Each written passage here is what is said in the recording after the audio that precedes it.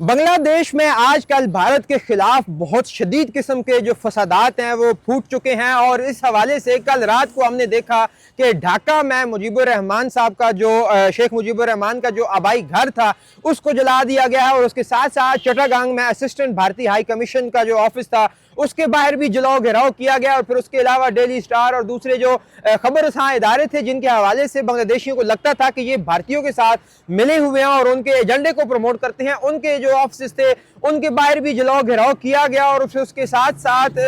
مختلف جو جگہیں تھیں جہاں پر جو اسٹوڈنٹس تھے بنگلہ دیشی مظاہرین انہوں نے مظاہرے کیے ہیں، وہاں پر ٹوٹ پھوٹ کی ہے، اور اس کے علاوہ یہ جو حالات بنگلہ دیش میں ہمیں بدلتے ہوئے نظر آ رہے ہیں اس کی پیچھے پوری تاریخ، اور وہ تاریخ کیا ہے وہ آپ کو ہم آج کی اس ویڈیو میں بتانے جا رہے ہیں۔ دراصل 12 فروری 2026 میں بنگلہ دیش میں جو الیکشنز ہیں وہ ہونے جا رہے ہیں، اور اس حوالے سے وہاں کی جو سیاسی فضا ہے وہ بہت زیادہ گرم ہو چکی ہے، اور اس حوالے سے جو ہے وہ مختلف بیانات بھارت کی جانب سے بھی دیے جا رہے ہیں، اور بھارت کی پناہ میں موجود جو حسینہ واجد ہیں جو سابق پرائم منسٹر تھی بنگلہ دیش کی، جو 2024 میں جولائی کے جو ریولوشن جو جولائی کا انقلاب آیا تھا اس میں وہ بنگلہ دیش سے بھاگ گئی تھی، تو بھارت نے ان کو ایک پناہ دی تھی، تو وہ وہاں سے بھارت میں بیٹھ کر بنگلہ دیش کی جو سچویشن ہے اس کے حوالے سے بہت زیادہ جو ہے وہ زہر اگل رہی ہیں، تو جس کی وجہ سے جو بھارتی رہنما یا جو بنگلہ دیشی جو رہنما یا بنگلہ دیشی جو ایکٹیوسٹ ہے خاص طور پہ اسٹوڈنٹس وہ جو ہے وہ بہت زیادہ اس پہ جو ہے وہ تھریٹس کا اظہار کر رہے ہیں بھارت کے لیے کہ آپ نے ایک دہشت گرد کو جو ہے وہ اپنے پاس پناہ دی ہوئی ہے، اور ہمیں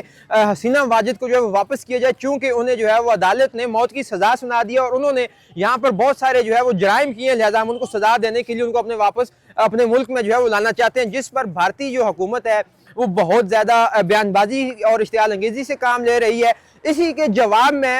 جو NCP ہے جو نیشنل سٹیزن پارٹی ہے بنگلہ دیش کی، اس کے ایک بڑے ایکٹیوسٹ ہیں رہنما ہیں حسنات عبداللہ، انہوں نے جو ہے وہ منڈے والے دن ایک بڑا اہم بیان جو ہے وہ دیا ہے، جس میں انہوں نے کہا ہے کہ اگر انڈیا نے ہمیں بنگلہ دیش کو ڈیسٹیبلائز کرنے کی کوشش کی تو پھر بنگلہ دیش بھی جو ہے وہ انڈیا کو ڈیسٹیبل کرے گا، اور 7 سسٹرز جو ہے جو یہ آسام، میزورام اور اروناچل پردیش اور تریپوری اور اس طرح کی جو 7 سٹیٹس ہیں جن کو جو ہے وہ رستہ صرف 17 سے 20 کلومیٹر کا ہے، جو بنگلہ دیش سے چائنا کے درمیان ایک چھوٹا سا بارڈر ہے جہاں سے انڈیا ان 7 ریاستوں میں جاتا ہے، تو اس نے یہ دھمکی دی تھی کہ ہم اس رستے کو بلاک کر کے ان 7 ریاستوں پہ قبضہ کر لیں گے، اور وہاں پر جو موجود سیپریٹسٹ موومنٹس ہیں ان کو ہم بھی سپورٹ کریں گے، کیونکہ آپ بھی دہشت گردوں کو سپورٹ کر رہے ہیں اور حسینہ واجد کو اپنے پاس رکھے ہوئے، جس کے بعد انڈیا میں جو ہے وہ بہت زیادہ آگ لگ گئی، اور وہاں کے جو پولیٹیکل لیڈرز ہیں انہوں نے بھی جو ہے وہ بیان بازی شروع کر دی، اور اسی تناظر میں ایک اور بڑا اہم واقعہ یہ پیش آیا کہ انقلاب منچا نام کی ایک اور سیاسی پارٹی ہے بنگلہ دیش میں، جس کے ایک بڑے سینئر رہنما جو ہیں وہ عثمان ہادی تھے، اور 32 سال ان کی عمر تھی، اور ایک مدرسے کے جو ہے وہ پڑھے ہوئے اسٹوڈنٹ تھے، انہوں نے بھی جولائی کے ریولوشن میں بڑا اہم کردار اور بڑا اہم رول ادا کیا تھا جس میں حسینہ واجد کی حکومت گرائی گئی تھی، تو ان کے اوپر پچھلے جمعے کو ایک قاتلانہ حملہ ہوا، جس کے بعد جو ہے وہ بھارت کے خلاف جو مظاہرے تھے ان میں بھی کافی اضافہ دیکھنے میں آیا، مگر کل رات جو ہے وہ جمعے کی رات جو ہے وہ خاص طور پر یہ خبر سنگاپور کے ہاسپٹل سے آئی جہاں پر عثمان ہادی کا علاج کیا جا رہا تھا کہ عثمان ہادی صاحب جو ہے وہ زخموں کی تاب نہ لاتے ہوئے فوت ہو گئے، تو جس کے فوراً بعد بنگلہ دیش میں رات گئے جو ہیں وہ فسادات پھوٹ پڑے، اور نہ صرف بھارتی اسسٹنٹ ہائی کمیشن تھا چٹاگانگ میں، نہ صرف اس کی عمارت کے باہر جو ہے وہ جلاؤ گھراؤ کیا گیا، بلکہ ڈھاکہ میں شیخ مجیب الرحمان کے آبائی گھر کو بھی جلا دیا گیا، اور اس کے ساتھ ساتھ مختلف جو خبر رساں ادارے تھے ان کو بھی جو ہے نقصان کا جو ہے وہ سامنا کرنا پڑا ہے، چونکہ ان کے اوپر یہ الیگیشنز تھیں کہ وہ بھی بھارت کے ہی پروپیگنڈے کو پروموٹ کر رہے ہیں۔ اس کے علاوہ بنگلہ دیش میں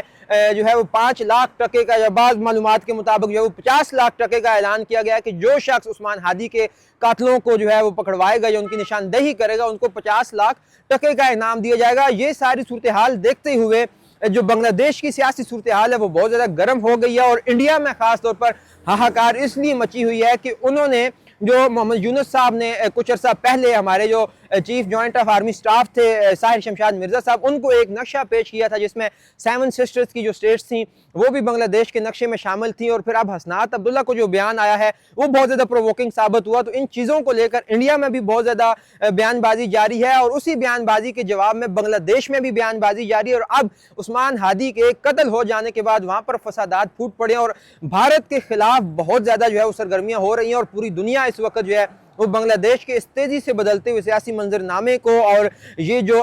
فسادات پھوٹ پڑے ہیں ان کو دیکھ رہے ہیں کہ اس سے آنے والے دنوں میں کیا امپیکٹ ہو سکتا ہے۔ تو جو ہی کوئی نئی اپڈیٹس اس حوالے سے آتی ہیں بنگلہ دیش سے تو وہ بھی ہم آپ کو اسی فورم سے پہنچاتے رہیں گے. تب تک کے لیے خدا حافظ.